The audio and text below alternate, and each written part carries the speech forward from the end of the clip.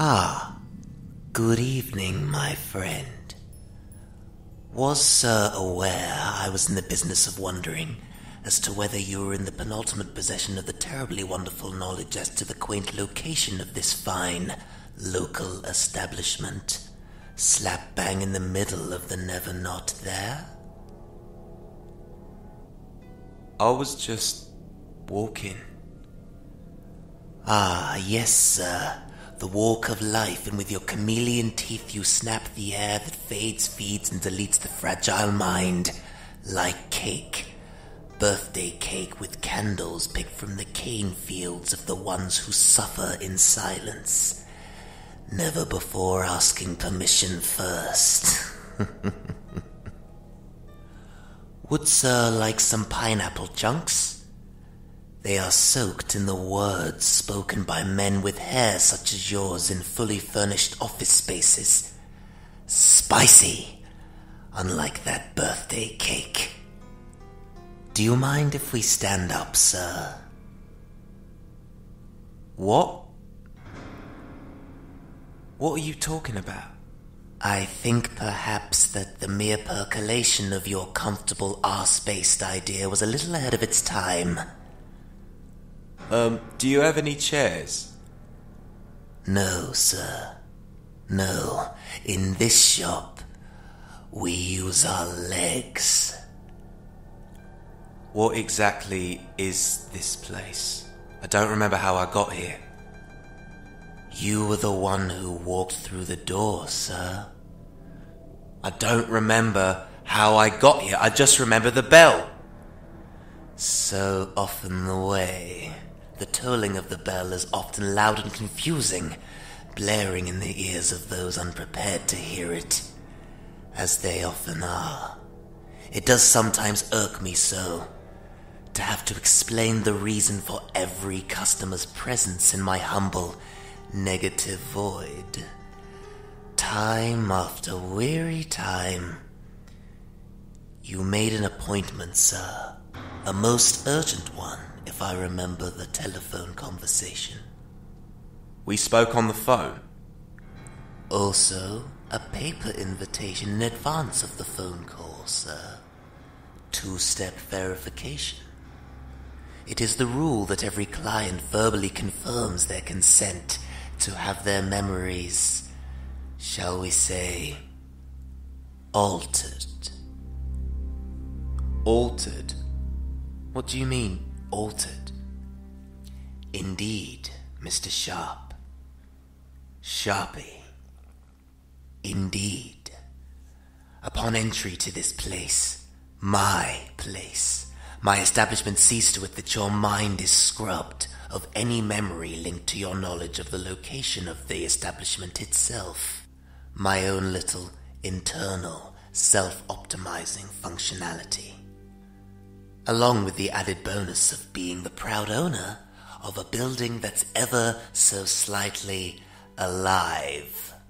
How do you know my name? I don't even know your name. Please, sir, must we linger on such trivia? All this talk of appointments, telephone conversations, and verbal confirmations, and you're surprised that I know your name? Let alone your address, to which I sent that invitation that I see you are holding in your right hand, down by your side, sir. Would you care to read it aloud? My hope is that it will put an end to your suffocating surge of confusion and uncertainty, which, I don't mind telling you, sir, I am rapidly beginning to choke on. Jonathan Sharp, 44, paranoid, attached to the disconnected, lives with half the story, a story beyond his understanding, beyond the veil of apathy he hatefully bathes within. Uncertainty as a sickness, truth as a cure. Call 07700 900 4617. Is that accurate enough for you? You came here for the truth, sir. Truth in the form of information, Information you shouldn't know, but information you deserve nonetheless. People come to this place for many things, of course, sir, but in your case we provide a service known as parasat. My own little shorthand, you'll forgive me, sir. It may sound like a pasta sauce or a black market drug to you, but to my seasoned customers, it is a word with the power of knowledge attached to its naked, not to mention ragged edges. Knowledge soaked, of course, in the villainy of foresight. Paranoia, satisfaction. Your paranoia, your satisfaction, your story. The story you want. The story you asked me to tell you. I'm a reader, Sharpie. I read things. Things that were, things that are. And I think you know the rest. Do with the following what you will, sir. No bell is loud enough to alter these revelations. They're just too loud. Family. You have one, as I do. But your family is special. To you. Your perspective on them can change, will change, and has changed. The suspicion. Your suspicion grows tall, beanstalk tall. Your higher perspective, shall we say, gives you the vertigo of loss, or the loss of vertigo. And I'm sorry to say, sir, this is all with good reason. Good reason? Great reason, sir. Vast. Would you care to elaborate? Have you ever wondered if your wife was a little bit out of your league? Do you ever look closely at the homework set for your children by the strangers in the system who know them better than you do? Is there a reason why you're being so incredibly enigmatic? Please, sir, this may be your story, a story about you, but let me tell you this story in my own way, in my own time, and in my own clothes. You'll thank me for it, sir. It is all part of the service. You think she's spending a bit too much time at the office. I'm afraid it's far, far worse than that. Your wife knows how people tick, Sharpie. She can see the vanity from miles away. She targets and feeds on it. A bartender all your life, thus far, sir, never short of cash, thanks to your wife's government office managerial position. A place of power beyond imagining, where interactions with high-end government officials are plentiful, necessary, mandatory even. Places where privacy cannot be assumed.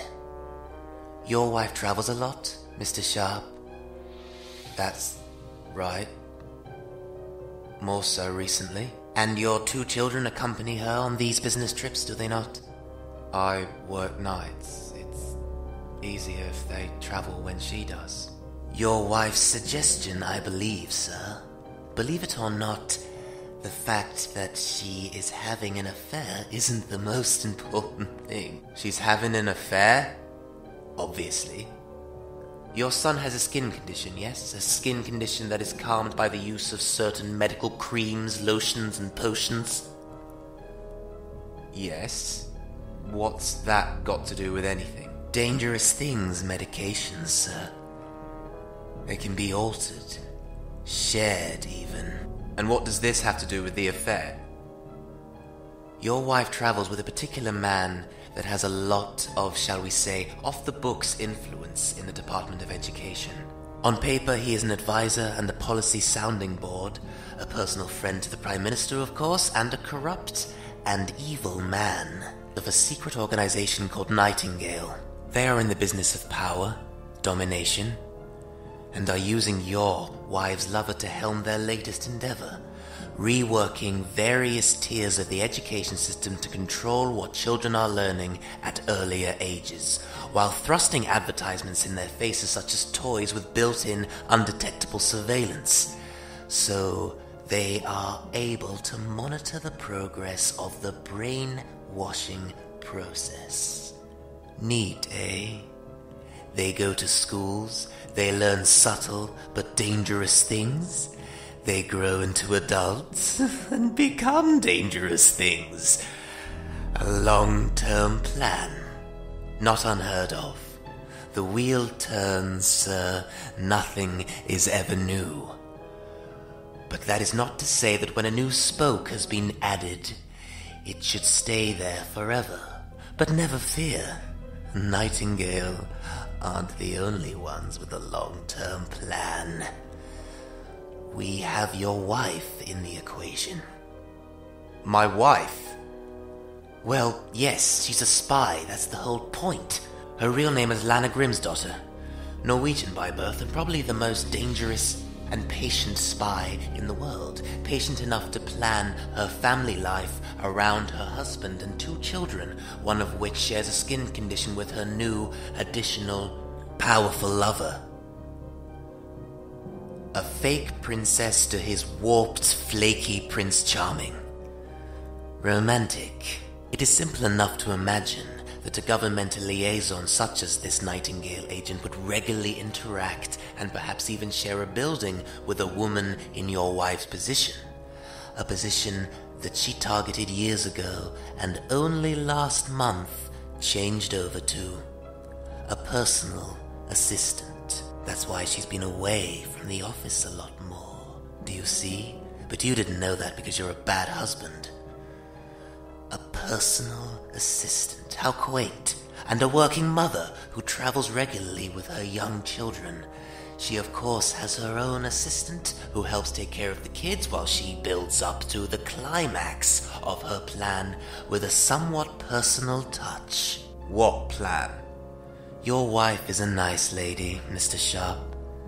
She offers to relieve discomfort in many ways, and occasionally offers your son's skin potion to her lover throughout the day. What happens by night I would not dare to say, but that isn't the point.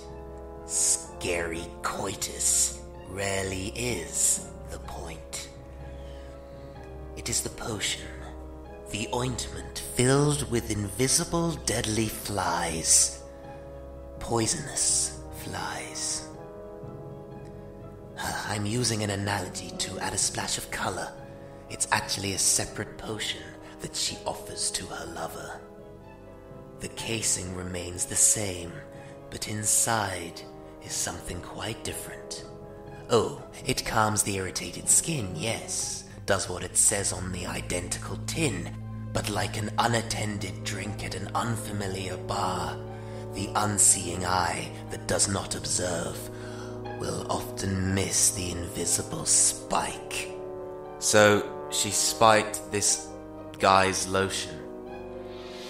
I am happy to see that you are following this, sir. My pride has become the air around us both that we will both fall into in a matter of moments. Yes, sir, with a particularly nasty form of botulinum toxin, one of the deadliest poisons on the planet, and undetectable, not interacting with the chemicals in the lotion and causing further irritation, but rather patiently waiting for the absorption process to be complete before decaying important cells. It is only a matter of time, sir. I hear the Nightingale agent has been taken ill.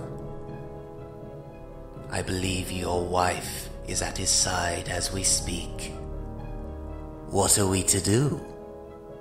Does your wife's deceit outweigh her intentions?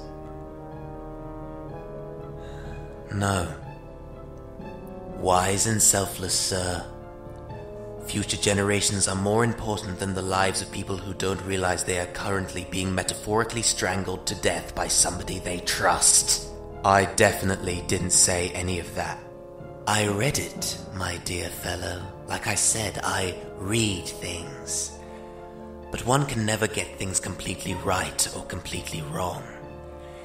Yes, your wife lied to you, fabricated her entire existence, and, marrying someone who would more than likely inherit the skin condition your son has, which I believe you also suffer with, would produce the opportunity for a perfect homicide, the perfect homicide, justified in the minds of the unknown and ancient terrorist cell that your wife was born into. All planned, all necessary, in order to save future generations from being totally brainwashed by seemingly innocent government officials and secret, evil organizations. Not a perfect situation, but nobody's perfect. And that, sir, is the message I would like you to take away from today's visit to the Never Not There. To your vicious cabaret. Nobody is perfect. Now, as it is too late for you to change the outcome of these events, and you don't want to thanks to your spiky moral compass, I will permit you your memory of this conversation, but I do have to knock you out with a large, loud tranquilizer. You will wake up at home, brand new, informed, educated. From there, you can enjoy your life.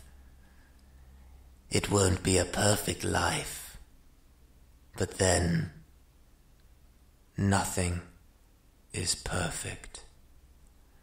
Precisely, sir. This has been your host, RedGrin.